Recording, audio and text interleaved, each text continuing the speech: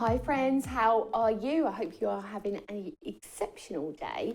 My name's Carley Duff. I am here from IMALA to share with you the most exquisite projects. Obviously, we're on the How to Craft Network, so please subscribe if you can. Obviously, it's really great. It'll come up on your newsfeed and you'll be able to catch up with all of myself and Tony Darrick's videos. So today, I'm going to highlight using the Out to Sea stamp. This is an absolute incredible stamp. Not only have you got that fabulous lighthouse, you've also got your directions, and then of course you've also got that smaller compass in there. It's a beautiful collection of stamps. What I love about it as well is we brought this out as part of the nautical coincidental collection, so there are corresponding papers that work absolutely exquisitely with it, but of course you can use it standalone as well. So I'm going to be creating something really unique today. I'm going to be using stamp board. This is available on the Stamps by Me website, so pop along and have a look. It's a great base. It's really absorbent. It will take on all your inks, whether it's your base sort of canvas or depending on what you prefer to create.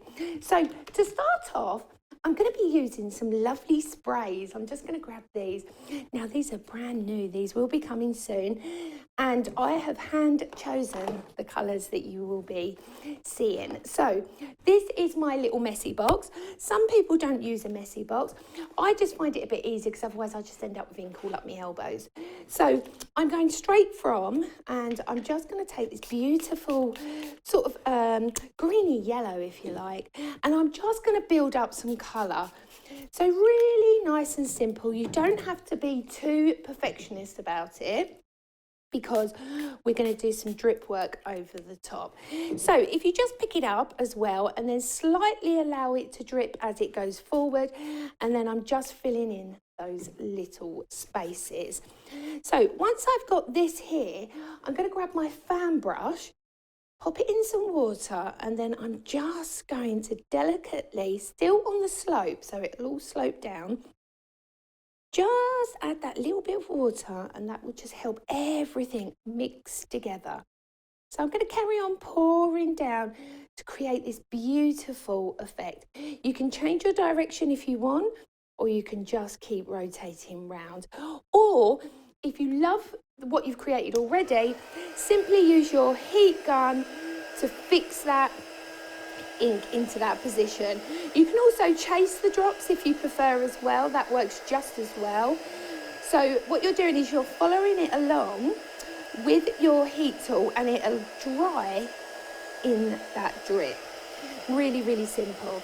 Now also, if you've got a big patch that you really love that you don't want to push away, sorry, I'll just turn that off, that you don't want to push away, the best way to dry that is circles on the top, because then what will happen is it will just fixate on that patch that you've added rather than moving it along, which will just look beautiful. Now this is just going to be my base background, and I just wanted to show you how incredible backgrounds and simple they can be. And of course, with every single IMALA stamp, it gives you that artistic license to create the most exquisite projects every time. So I'm just going to carry on drying off them little drips that I've got there, and then we shall add. Now I'm using some of that beautiful nautical coincidental papers that correspond so perfectly with this stamp.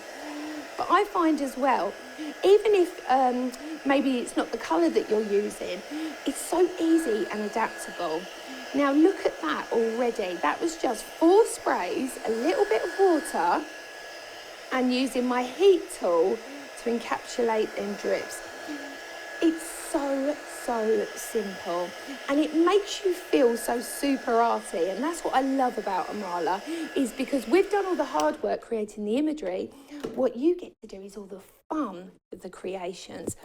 So I'm just going to wipe this down quickly, otherwise I'm going to have ink transfer everywhere. There we go. And I'm going to bring my Eureka in now. Super simple. I'm also going to add some stencil work over the top. I've gone for the beautiful IMALA grunge background.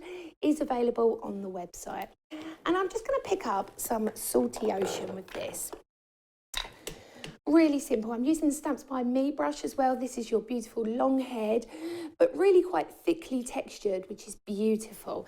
So you can just pick that colour up and add that detail. And as you can see how beautiful it is, it's so hard to achieve this sort of style without using a stencil, and also to have it very formal as well, because obviously it's a genetic design that you can just keep repeating. When if you was trying to actually create that, you would never be able to get that perfect alignment every time. So I'm just going around the edges, just creating a little bit of texture on here, nice and simple. And you can see already how exciting that looks. So I'm just going to pop that to a side, and I'm going to grab a piece of that beautiful coincidental paper. It's a fabulous, absolutely gorgeous paper range. We do it in the A4 and also the 12 by 12. I personally love the 12 by 12 because what that does is it just gives you a lot more leeway with it. I'm just going to go straight on, and I'm using the top of my Eureka as my base, and I'm just adding a little bit of blue just around the edges. And you can see how exquisite these papers are. So we've got the boat on there. Absolutely beautiful. So next I'm going to come in and I'm going to use a tiny little bit, of shabby shutter. So I'm just going to pick that up as well. And this time I'm going to use a different stencil. This is our compass stencil. And I don't want to use the whole of the stencil. I just want to use little pieces of it. And that's what's so beautiful about stencil work, is it doesn't have to be the whole thing. You can just very simply use individual little pieces just to fill up that paper. And it is stunning. So even because of the actual almost consistency of the paper, it takes on ink beautifully. We've really thought about this, so you can really go to town with it. So this is going to be my base, but what I'm going to do as well is I'm just going to tear around the edges. Now if you tear towards you, you get this beautiful, almost like frothy white core cardstock on the inside, and that just gives you a little bit more dimension. I'm not going to take too much off, just a little bit around the edge. And this will be your base paper to go onto your project. Then we're going to add some stamps as well. Super simple. It's just a really unique, adorable sort of style of crafting that you can do, and it's so much fun as well. So I'm just going to wipe my Eureka down, because otherwise I'm just going to have ink transfer everywhere. There we go. This is how you can keep your craft really clean as you go along, is if you just keep wiping your tools down as you use them. So now I'm going to come back to that beautiful background that I've created already, and I'm simply just going to pop my magnets on there, and I'm going to grab the smaller compass that comes within the stamps. Now rather than using my Eureka, because I'm going to do multiple stamping, I don't want it too uniform. So by using an acrylic block, you don't get 100% stamp quality. So it's sort of like partial stamping. And I'm just adding bits and bobs here and there. So it's a very loose style of pattern. And you can see how easy it is to build up. I'm just going to put a little tad in that corner. Lovely. Now I'm going to come back here, but before I adhere that, I'm also going to stamp this compass as well. So actually, I think I will adhere it, and I will just stamp over the layers. Really simple. So I'm just going to pop it at a jaunty angle, just like so. Pop my magnets on. Then I'm going to go for that incredible lighthouse. Now this is stunning. You don't have to use the whole of the stamp. It's very adaptable. But also don't think that it has to be certain colours. It doesn't have to be black. You can create it whatever colour you like. So I'm going to go for my peacock feather, and I'm just going to go straight on.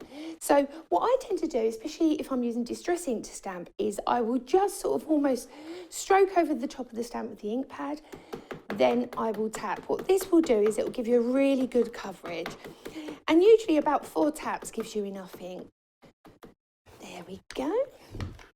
And I will very easily just place that over the top. Beautiful. There we go in that corner. Nice and easy. I'm just going to rotate this round because I've obviously got that position where that is already. I'm just going to pop another one at the corresponding side. Then what I've done is I've already created, now it doesn't matter because this is background, it doesn't matter if the stamp's upside down or a different style, really doesn't matter. So now what I'm going to do is I've taken the compass. Now the compass is one of our beautiful stamps that is from, I do believe, chapter 5 or 4.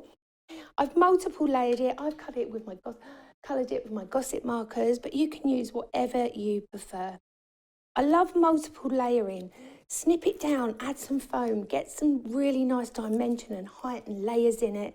The more layers you create, the more shadows you get, which just makes it look so beautiful. So that's that. Now I'm just going to grab my sentiment that was here just a second ago. Let's have a look. Oh, here we go. So I've got 3 little sentiments. I'm using the tiles. These are by Stamps by Me. You can use whatever sentiment you prefer, but I really like these. I think they work perfectly with the papers and, of course, with the stamps that we've created. You'll notice as well how beautiful the compass works gorgeously with this whole collection, and it wasn't even part of that collection, and yet it still works absolutely fab. I've just added the 3 sentiments on there, which are the Stamps by Me tiles. Next, I'm just going to grab my black ink straight from InkPad. I'm just going to run it around the edge. Now, try not to push, because what this does is it just frames it absolutely perfectly. You really don't need a thick frame, but you just need that darker patch just to pull everything together.